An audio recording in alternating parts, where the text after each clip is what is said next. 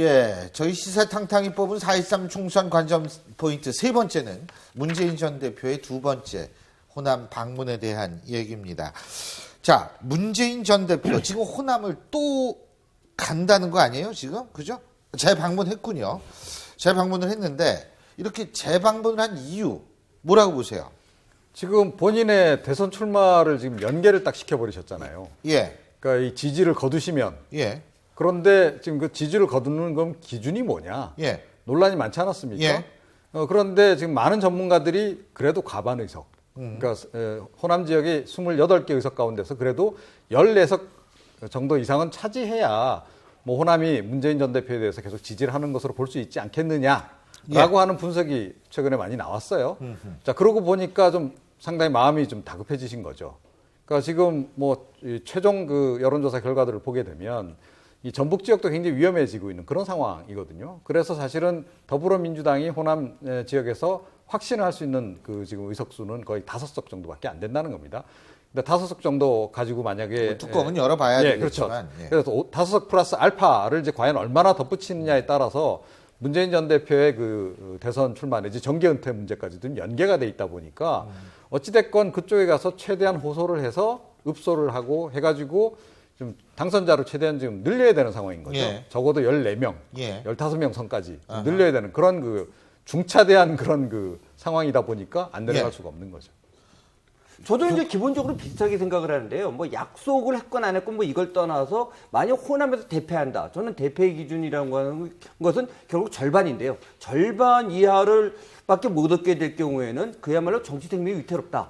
즉 전체 의석에서 좀 우위를 확보하더라도 나중에 가서 더불어민주당이 국민의당과의 그 경쟁에서 주도권을 거꾸로 의석이 많음에도 불구하고 뺏길 수 있다. 이런 판단을 한다고 생각을 합니다. 근데 지금 14석 말씀하셨는데 지금 현재 더불어민주당 의원으로 있는 호남 의원분들이 13분 아니에요. 19대 국회 탈당 안 하신 분들이. 그럼 그걸 기준으로 해야지 원상복귀했다 이렇게 볼 수 있는 건 아닌가요? 아니 근데 뭐 물론 이제 문재인 전 대표께서는 아마 그거를 동의 안 할 가능성이 높은데요. 예. 그래도 호남에서 절반도 못 가져갔다. 제1야당으로. 예. 저는 이거는 굉장히 문재인 대표로서는 정치적 위기라고 생각합니다. 예. 그런데 문재인 대표가 지금 호남에 내려간 게 그저께 내려갔나요? 그럴 때 그리고 이제 또 내려갔죠. 만일에 있죠. 지금 그 더불어민주당 그 현역 의원 13명인가 14명이지 않습니까? 예. 그게 만일 그대로 확보된다면 있죠. 문재인 예. 대표는 실패한 게 아니죠. 왜냐하면 지금 호남에서 거센 녹색 바람이 불고 있는 상태에서 예.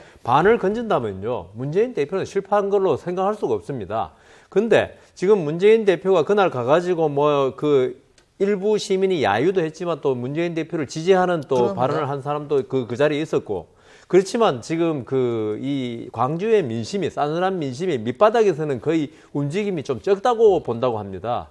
그걸 왜 알 수 있냐면 안철수 대표가 있죠.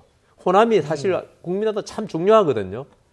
왜냐하면 수도권에서 건질 수 있는 의석수가 적기 때문에. 예. 그런데 안철수 대표는 안 간단 말입니다. 예. 그건 안철수 대표도 국민의당의 어떤 정세 분석팀의 보고에 의해서 이 광주 그다음 전라남도, 전라북도는 약간 유동적입니다만은 거기에 민심이 별로 안 움직였다는 걸 파악하고 있다고 볼 수 그래서 안 있습니다. 내려가는 것이죠. 그래서 제가 안 내려간다고 보는 거죠. 왜냐하면 안철수 대표가 있죠.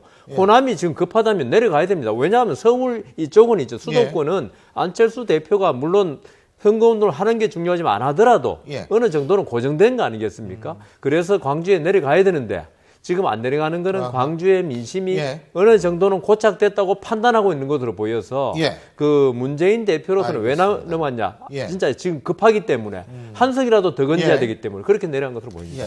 저는 이제 그런 측면도 있지만요. 좀 다른 측면으로 보고 싶은 게요. 안철수 대표가 지금 호남으로 안 내려가는 거는 호남에서 더 국민의당이 아주 좀 넉넉한 입장에 있기 때문이라기보다는요. 수도권이 급하기 때문이라고 봅니다. 이 수도권이 급하다는 건 수도권의 의석수가 문제가 아니라요. 수도권에서 얼만큼 비례대표나 혹은 각 지역구에서 어느 정도 득표하느냐가 저는 향후 총선 이후에 안철수 대표의 입지를 결정지을 수 있는 중요한 요소가 될 거라고 봅니다. 만약에 수도권에서 뭐 의석뿐만 아니라 거의 뭐 퍼센테이지를 못 가져간 상태에서 호남만 이겼을 경우에는 그야말로 안철수 대표도 호남당에 얹혀있는 꼴이 돼버리고 대권 후보로서 나서기에 굉장히 난처한 입장에 빠지기 때문에 수도권에서 당선 의석수도 중요하지만 그 퍼센테이지, 그러니까 득표율을 높이는데 주력을 하고자 한다고 생각을 합니다. 알겠습니다. 자, 어쨌든 문재인 대표 뭐 화요일까지 거기 내일이죠. 내일까지 머문다고 하는데 정말 호남 민심이 문재인 대표를 향해서 긍정적으로 움직일지는 바로 수요일 날 알 수 있을 겁니다.